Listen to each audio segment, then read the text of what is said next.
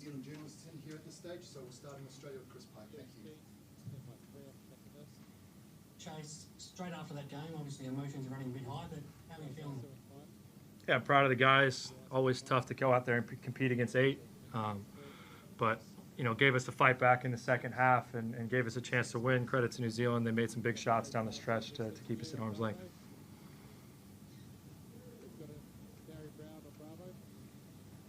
Sorry, I couldn't hear your answer, but I'll keep going.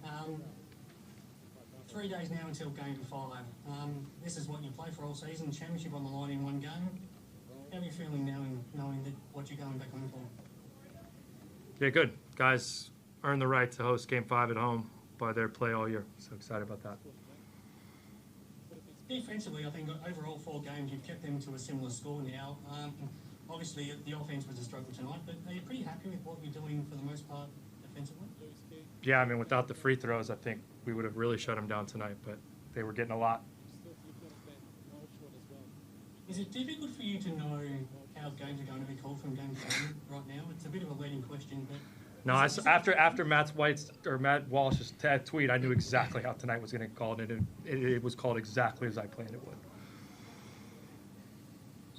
What did you like tonight? Angus Glover to me was someone that kept giving you a chance. Geordie Hunter again to start that fourth quarter gave you a chance. What else? Derek Walton was pretty aggressive most of the night. What did you like? Yeah, I mean, when we had some freedom of movement to play, our guys were able to get in the paint. We shared it some. We had 13 assists in the second half, and they played hard, you know, despite everything going against them.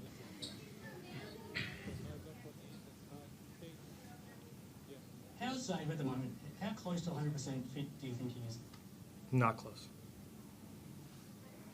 On the back of that, then, how brave is it for him to play, knowing that what he's got ahead of him? I mean, I guess it would be the easy thing for him to do to shut his body down now and not push through this, but it's pretty brave for him to put his body on the line for this team. Yeah, he's extremely brave. He's unselfish. He's a great teammate. He's a warrior. He's a competitor.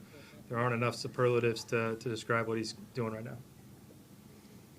Zach, what did you make of what you saw out there tonight, and what's your experience been like, you know, over this whole series to take this in front of such huge crowds across the 2 cities?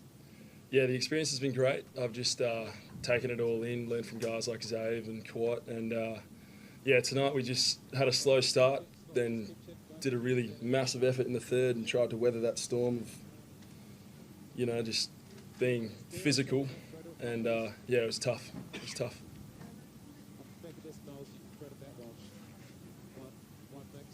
Chase, you're up to your lowest score in an NBL championship ever, in an NBL championship game ever. Can you talk a little bit about how much of that was what the Breakers did and how much of that was obviously the Kings' struggles? Probably a little bit of both.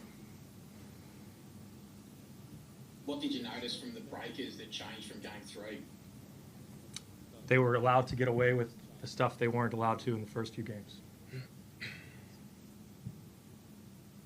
Can you throw us forward to Wednesday and how you'll adjust? We'll do the same shit. Any questions in New Zealand? Sorry, can I jump back in quickly? Zach, can I get your thoughts on Wednesday night? How exciting is it knowing that you're going back home, one way or another, the championship's going to be decided? Yeah, like Coach has said, the boys have worked hard for this to do it at home, so it is very exciting. The crowds have been amazing. Our fans have been so supportive, so it's going to be a big one for sure. Chase, just finally, silly question I know, but how confident are you of getting the job done on Wednesday night? Very.